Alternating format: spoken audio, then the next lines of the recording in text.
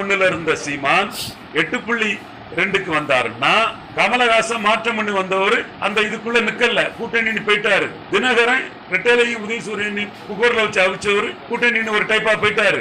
அப்ப தனிச்சு நிற்கக்கூடிய சீமான ஹீரோவா மக்கள் பாக்குறான். கமலஹாசனும் தினகரனும் வெள்ளூர்ல நிக்கல, நாங்குநேர்ல நிக்கல, பழைய விக்கிரவாண்டியில நிக்கல. அப்ப சீமான் தான் நின்னாருன்னு மக்கள் சீமான பெருசா பாக்குறான். மக்களோட நிக்கிறான் சீமான்.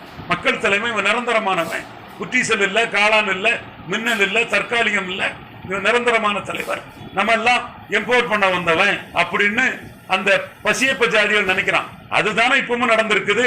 ஈரோடு கிழக்குல எடப்பாடி ஓடிட்டாரு. ஆர்கே நகர்ல நோட்டாக்கில போன இந்தியால நிக்க முடியல, வானதியால நிக்க முடியல, தமிழிசையால நிக்க முடியல, பொன்னாரால நிக்க முடியல, ப்ரொஃபசர் சீனிவாசனால நிக்க முடியல, அண்ணாமலையால நிக்க முடியல, எல் முருகனால நிக்க முடியல, எச் ராஜாவால நிக்க முடியல, நாராயணன் திருப்பதியால நிக்க முடியல. அப்போ நின்னது சீமான் தானே. இப்படி